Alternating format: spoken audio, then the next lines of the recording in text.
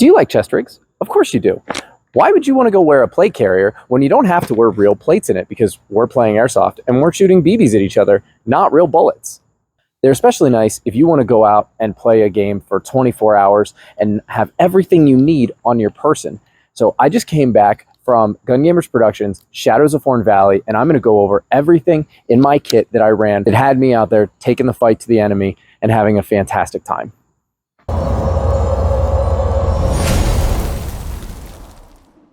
So as I said, I just went out to Shadows of Horn Valley, which was a 24-hour event hosted by Gun Gamers Productions, and I was the platoon leader for the Almeric Republic side. It was an awesome time, and we took the high ground, and we took the fight to the enemy all day. Comment below if you guys were there. That game was amazing, and I wish I was still out on that mountain, just not walking up it. BFR's hills are a bit insane, which is why wearing a chest rig makes a lot of sense. This is actually a TAP, a Tactical Assault Panel chest rig that is issued by the U.S. Army. You guys could go out and buy at a surplus store or on eBay for super cheap. If I could find some links on eBay or whatever, I'm going to go ahead and put them in the description below. But they're really easy to find for anybody. So I'm going to start on my left side and then go all the way over with what I've got. And I'm actually going to take it off and splice some footage in so you guys can get a close-up view of what I have going on here. So on my left side here, I have a GI-issued canteen pouch with a water bottle in it. So I wanted to have one Nalgene bottle on my person throughout this event. I actually had 3 with me. There were 2 in the pack, but I wanted to have 1 with me at all times. So when I took my pack off, it makes sense to have a liter of water on you. Continuing along, I have I believe this is an Eagle Industries smoke grenade pouch with an EG smoke grenade in here. I was going to use this out at BFR, but I ended up not because as a PL, I didn't really have many opportunities to do it. I was hoping to use this maybe to cover some of my platoon's movements or maybe mark a position, but never had that opportunity. But either way, it was with me at all times. Now right here in the center, I have a Condor admin pouch with a couple of goodies inside of it. So in the front zipper pouch, I have some, I have some stickers here that I'm going to put on screen right now that say, imagine fighting for a king that hates you. So this is peak Almeric propaganda. And then I had some caffeine gum that I got from the store, which tastes terrible, but it keeps you awake. And then I actually, oh, what's this? I have a Reaper 6 patch that you guys could go on www.reaper6airsoft.com and purchase right now. Shameless plug, you should do it. All right, so that was in the front there. And then I also have some Lickies and Chewies. I have a Cliff Bar.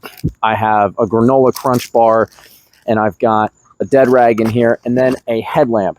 This is very important. So what you guys will find, a lot of packing lists will tell you to bring a light, a weapon light, and or a headlamp. Now, I'm going to tell you to bring both, and there's a good reason for that. So in the middle of the night, when you're fishing around with your red lens on, you want both your hands. I mean, this is kind of common sense, but it's okay if you haven't thought of it because not many people have done a lot of these games. You don't want to use your weapon light in the middle of the night when you're trying to look around and do something. For example, say I'm trying to mess around my sleeping bag or go in my Brook. Do I really want to be doing this? No, that's a really bad idea. Don't do that.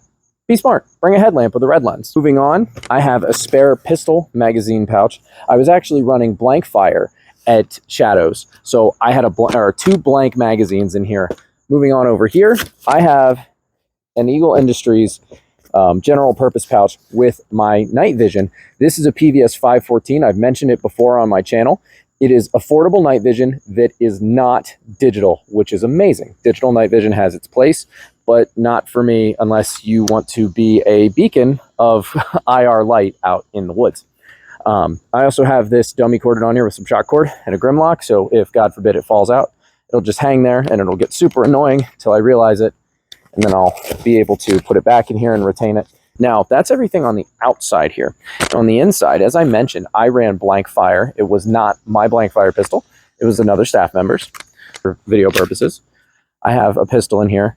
It's really nice because you could put this in this side radio pouch here, and it carries like you won't even notice it's there. It tucks in so nicely.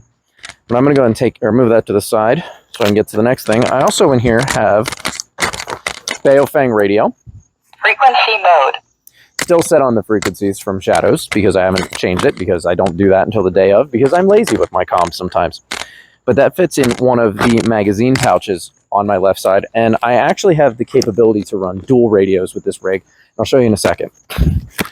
So then I have 4 magazines, 3 EPM magazines up front, and then 1 Aries mag. I'm converting to all EPM mags right now. But what's interesting about this is it actually has Kydex inserts inside to make sure it's snugly fit in here. I probably don't even need the shock cord, but I'd like to have it so that way if I'm out and about, if I'm running around, I don't want to lose my magazines, because these things are expensive, and it's not like in the Army where I can just go get a new one. I can, but I have to go into the trailer, go into a shop, and spend 30 bucks on a new magazine. Also, something very interesting you'll see here, normally the tactical assault panel has this Velcro strap like these in the front. So what I've done, I've actually cut those off and then replaced it with shock cord over the top. And I found this to be a much better retention system and much easier to get to the magazines. It's kind of a pain in the butt when you have to mess with this and then these things flop around.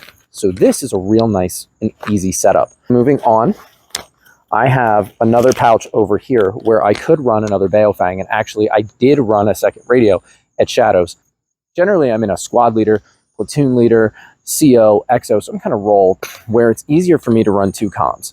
And I'm going to do a video here in a couple of days on exactly how I effectively communicate when I'm in these roles. And then on the far right side, in the other radio pouch, I have my Odin speed loader with a silencer kit, because you don't want to become a tactical maraca as you're rucking around or running around, is that will give your position away, and it's loud and it's annoying and no one likes it. And then finally, there's one other thing that hasn't been shown yet. In here, I have a leader's book. This is a Right in the Rain notebook that is inside of a multicam cover. I believe I was actually issued this, but you can find them anywhere on the internet, on Amazon. This is very important for leaders to have if you need to jot down notes. In fact, in this, I was jotting down grid coordinates. I had my guys going out and figuring out grid coordinates, and actually in the middle of the night, I wanted to find the enemy's patrol base and then drop indirect fire on it when everyone was sleeping. That was my plan. Didn't quite work out, but I came pretty close. It was within about 40 meters with their grid. So on top of that, in this pouch, I have this map here that was made by Muggy on the Gun Gamers Productions Discord. Muggy maps are super cool and super useful. I ended up getting one of these from another staff member who purchased it from him.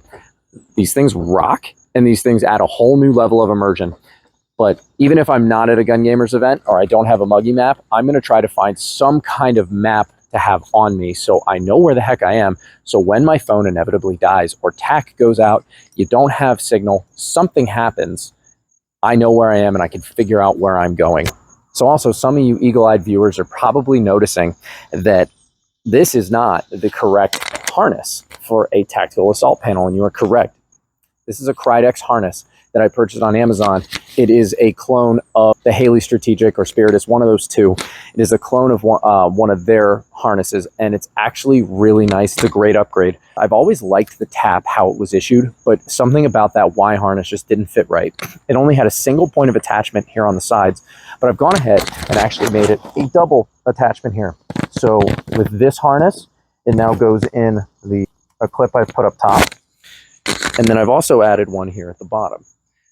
So I had to cut the one off in the middle, but this is a much better system. So now if you look at the back, it has the harness up on top, and then it has the back strap here. And then to take it off is pretty simple. You just have to unclip that. Depending on how you have it set up, I have it cinched up pretty tight, so it's kind of helpful for me to ditch it. That, take everything off. Thank you guys for watching. I hope you guys enjoyed this video and found it informative. If you did, please like and subscribe and follow me, and maybe pick up a patch on Reaper6airsoft.com. If you want to see more content like this where I talk about my equipment and my experiences out of these longer form Milsims, please let me know in the comments below. I've been Rick with Reaper6 Airsoft, and I'm out. See you guys in the next one.